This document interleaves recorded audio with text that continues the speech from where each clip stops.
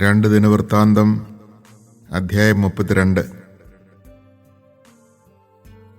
ഹെസക്കിയായുടെ വിശ്വസ്തതാപൂർണമായ ഈ പ്രവർത്തനങ്ങൾക്ക് ശേഷം അസീറിയ രാജാവായ സെന്നാകെരീബ് യൂദായെ ആക്രമിക്കുകയും അതിലെ സുരക്ഷിത നഗരങ്ങൾ കീഴടക്കാമെന്ന പ്രതീക്ഷയോടെ അവയ്ക്കെതിരെ പാളയമടിക്കുകയും ചെയ്തു. സെന്നാകെരീബ് ജെറൂസലം ആക്രമിക്കാൻ വരുന്നത് കണ്ട് ഹെസക്കിയ തൻ്റെ സേവകന്മാരോടും വീരപുരുഷന്മാരോടും ആലോചിച്ചു. നഗരത്തിൽ നിന്ന് പുറത്തേക്കൊഴുകിയിരുന്ന നീർച്ചാലുകൾ തടയാൻ അവർ തീരുമാനിച്ചു. അവർ അവനെ സഹായിച്ചു. അനേകം ആളുകൾ ഒരുമിച്ചുകൂടി സകല നീർച്ചാലുകളും തടഞ്ഞു. അസീറിയ രാജാവിന് നാം എന്തിനു വെള്ളം കൊടുക്കണം എന്ന് അവർ ചോദിച്ചു. നിശ്ചയദാർഢ്യത്തോടെ അവൻ പ്രവർത്തിച്ചു. പൊളിഞ്ഞുകിടന്ന മതിലിൻ്റെ കേടുപാടുകൾ തീർത്തു. അതിനു മുകളിൽ ഗോപുരങ്ങൾ പണിതുയർത്തി. ചുറ്റും ഒരു കോട്ട കൂടി നിർമ്മിച്ചു. ദാവീദിൻ്റെ നഗരത്തിലെ മില്ലോ ശക്തിപ്പെടുത്തി. ആയുധങ്ങളും പരിചകളും ധാരാളമായി ഉണ്ടാക്കി. അവൻ ജനത്തിന് പടത്തലവന്മാരെ നിയമിച്ചു. നഗര കവാടത്തിലുള്ള അങ്കണത്തിൽ എല്ലാവരെയും വിളിച്ചുകൂട്ടി അവരെ ഉത്തേജിപ്പിച്ചുകൊണ്ട് പറഞ്ഞു, ശക്തന്മാരും ധീരന്മാരുമായിരിക്കുവിൻ. അസീറിയ രാജാവിനെയും അവൻ്റെ സൈന്യവ്യൂഹത്തെയും കണ്ട് ഭയപ്പെടുകയോ പരിഭ്രമിക്കുകയോ വേണ്ട. അവനോടുകൂടെയുള്ളവനേക്കാൾ ശക്തനായ ഒരുവൻ നമ്മോടുകൂടെ ഉണ്ട്. മാംസളമായ ഹസ്തമാണ് അവനോടൊത്തുള്ളത്. നമ്മോടുകൂടെയുള്ളത് നമ്മുടെ ദൈവമായ കർത്താവും. അവിടുന്ന് നമ്മെ സഹായിക്കുകയും നമുക്ക് വേണ്ടി പൊരുതുകയും ചെയ്യും. യൂദാ രാജാവായ ഹെസക്കിയായുടെ വാക്കുകൾ ജനത്തിന് ധൈര്യം പകർന്നു.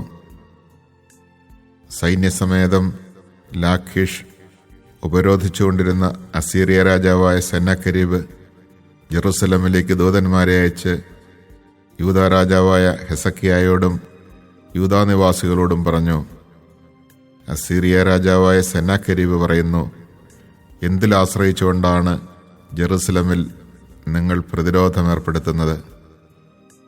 നമ്മുടെ ദൈവമായ കർത്താവ് അസീറിയ രാജാവിൻ്റെ കൈകളിൽ നിന്ന് നമ്മെ രക്ഷിക്കുമെന്ന് പറഞ്ഞ് നിങ്ങളെ വഞ്ചിച്ച് വിശപ്പും ദാഹവും മൂലം നിങ്ങൾ മരിക്കാൻ ഹെസക്കിയ വഴിയൊരുക്കുകയല്ലേ?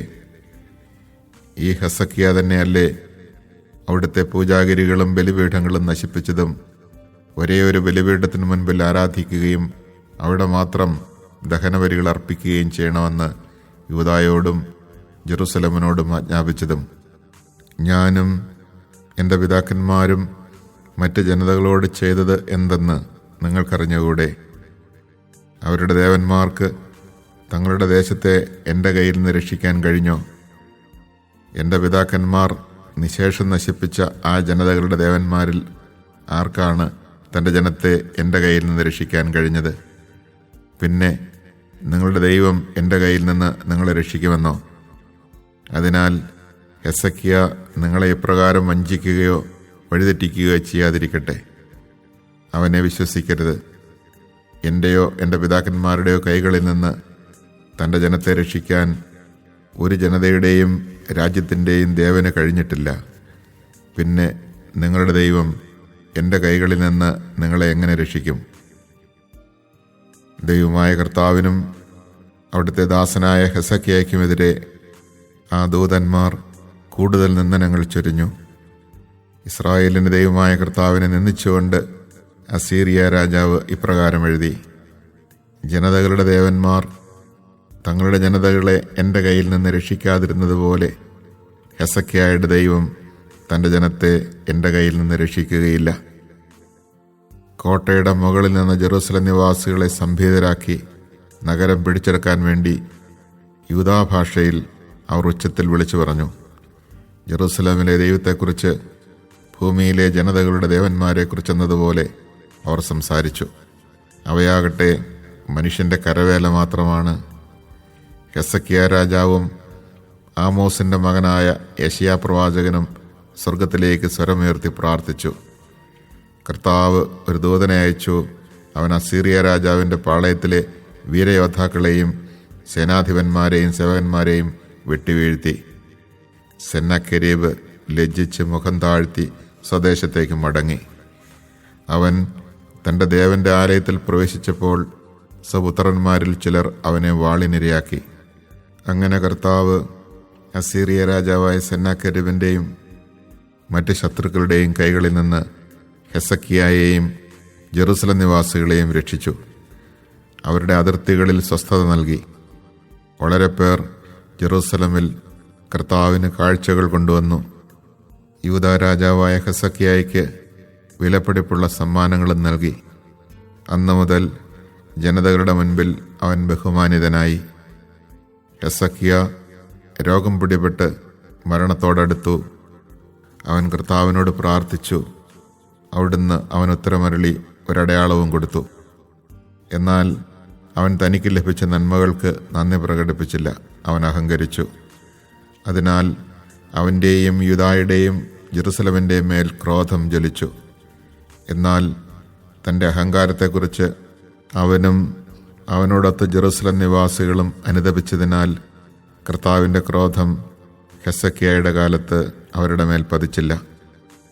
ഹെസക്കിയ വളരെ സമ്പന്നനും വലിയ കീർത്തിമാനുമായിരുന്നു. വെള്ളി, സ്വർണം, രത്നങ്ങൾ, സുഗന്ധദ്രവ്യങ്ങൾ, പരിചകൾ, വിലപിടിപ്പുള്ള വിവിധതരം പാത്രങ്ങൾ എന്നിവ സൂക്ഷിക്കാൻ അവൻ ഭണ്ഡാരങ്ങൾ നിർമ്മിച്ചു. ധാന്യം, വീഞ്ഞ്, എണ്ണ എന്നിവയ്ക്കായി സംഭരണശാലകളും ആടുമാടുകൾക്ക് ആലകളും പണിതു. അവൻ തനിക്ക് വേണ്ടി നഗരങ്ങൾ പണിയുകയും ആടുമാടുകളെ സമ്പാദിക്കുകയും ചെയ്തു. ദൈവം അവന് വളരെയധികം സമ്പത്ത് നൽകിയിരുന്നു. ഗീഹോൻ അരുവിയുടെ മുകളിലെ കൈവഴി തടഞ്ഞ് ജലം ദാവീദിന്റെ നഗരത്തിന്റെ പടിഞ്ഞാറ് ഭാഗത്തേക്ക് തിരിച്ചുവിട്ടത് ഈ ഹെസക്കിയയാണ്. തൻ്റെ എല്ലാ ഉദ്യമങ്ങളിലും അവന് വിജയമുണ്ടായി. ദേശത്ത് സംഭവിച്ച അടയാളത്തെപ്പറ്റി അന്വേഷിക്കുന്നതിന് ബാബിലോൺ പ്രഭുക്കന്മാർ അയച്ച ദൂതന്മാരുടെ കാര്യത്തിൽ സ്വന്തം ഇഷ്ടാനുസരിച്ച് പ്രവർത്തിക്കാൻ ദൈവം അവനെ അനുവദിച്ചു. അത് അവനെ പരീക്ഷിക്കുന്നതിനും അവൻ്റെ ഉള്ളറിയുന്നതിനും വേണ്ടിയായിരുന്നു. ഹെസക്കിയായുടെ ഇതര പ്രവർത്തനങ്ങളും അവൻ ചെയ്ത നല്ല കാര്യങ്ങളും ആമോസിൻ്റെ പുത്രനായ യെശയ്യാ പ്രവാചകന്റെ ദർശനത്തിലും യൂദായുടെയും ഇസ്രായേലിൻ്റെയും രാജാക്കന്മാരുടെ പുസ്തകത്തിലും രേഖപ്പെടുത്തിയിരിക്കുന്നു. ഹെസക്കിയ പിതാക്കന്മാരോട് ചേർന്നു അവനെ ദാവീദിന്റെ പുത്രന്മാരുടെ ശവകുടീരങ്ങളുടെ മേൽനിരയിൽ സംസ്കരിച്ചു. യൂദായിലും ജെറുസലേമിലുമുള്ളവർ എല്ലാവരും അവന് അന്ത്യോപചാരങ്ങൾ അർപ്പിച്ചു. പുത്രൻ Manasseh ഭരണമേറ്റു. Chapter 32. But after he had proved his fidelity by such deeds, Sennacherib king of Assyria came. He invaded Judah, besieged the fortified cities, and proposed to take them by storm. When Hezekiah saw that Sennacherib was coming with the intention of attacking Jerusalem, he decided in council with his princes and warriors to stop the waters of the springs outside the city. When they had pledged him their support, a large crowd was gathered which stopped all the springs and also the running stream in the valley nearby. For they said, "Why should the kings of Assyria come and find an abundance of water?" He then looked to his defenses. He rebuilt the wall where it was broken down, raised towers upon it, and built another wall outside. He strengthened the Millo of the city of David, and had a great number of spears and shields prepared. Then he appointed army commanders over the people. He gathered them together in his presence in the open space at the gate of the city, and encouraged them with these words, "Be brave and steadfast.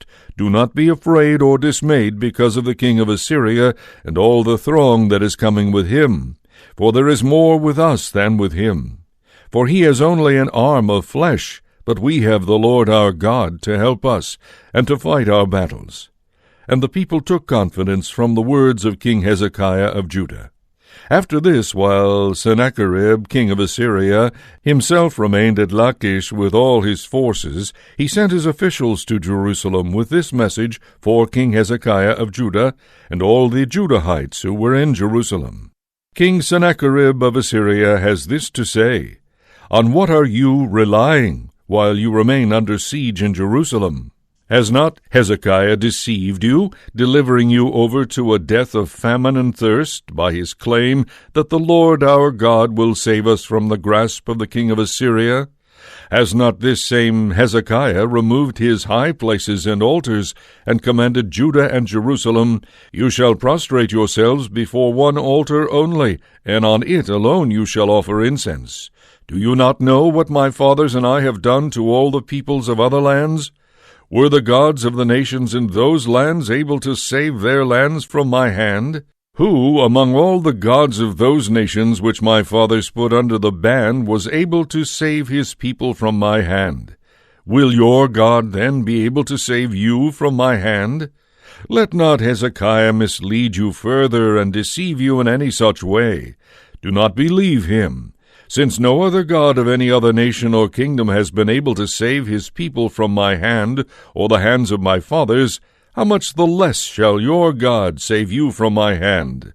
His officials said still more against the Lord God and against his servant Hezekiah, for he had written letters to deride the Lord, the God of Israel, speaking of him in these terms, As the gods of the nations in other lands have not saved their people from my hand, neither shall Hezekiah's God save his people from my hand.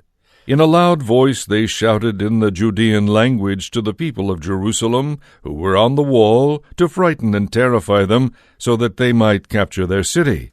They spoke of the God of Israel as though he were one of the gods of the other peoples of the earth, a work of human hands. But because of this, King Hezekiah and the prophet Isaiah, son of Amos, prayed and called out to heaven. Then the Lord sent an angel who destroyed every valiant warrior, leader, and commander in the camp of the Assyrian king, so that he had to return shamefaced to his own country. And when he entered the temple of his God, some of his own offspring struck him down there with the sword. Thus the Lord saved Hezekiah and the inhabitants of Jerusalem from the hand of Sennacherib king of Assyria, as from every other power. He gave them rest on every side. Many brought gifts for the Lord to Jerusalem, and costly objects for King Hezekiah of Judah, who thereafter was exalted in the eyes of all the nations. In those days Hezekiah became mortally ill. He prayed to the Lord, who answered him by giving him a sign. Hezekiah, however, did not then discharge his debt of gratitude, for he had become proud. Therefore anger descended upon him and upon Judah and Jerusalem. But then Hezekiah humbled himself for his pride, both he and the inhabitants of Jerusalem, and therefore the Lord did not vent his anger on them during the time of Hezekiah. Hezekiah possessed very great wealth and glory. He had treasuries made for his silver, gold, precious stones, spices, jewels, and other precious things of all kinds. Also storehouses for the harvest of grain, for wine and oil, and barns for the various kinds of cattle and for the flocks. He built cities for himself, and he acquired sheep and oxen in great numbers, for God gave him very great riches. This same Hezekiah stopped the upper outflow of water from Gihon, and led it underground westward to the city of David. Hezekiah prospered in all his undertakings. Nevertheless, in respect to the ambassadors, princes, sent to him from Babylon to investigate the sign that had occurred in the land, God forsook him to test him, that he might know all that was in his heart. The rest of Hezekiah's acts, including his pious works, can be found written in the vision of the prophet Isaiah, son of Amos, and in the book of the kings of Judah and Israel. Hezekiah rested with his ancestors. He was buried at the approach to the tombs of the descendants of David. All Judah and the inhabitants of Jerusalem paid him honor at his death. His son Manasseh succeeded him as king.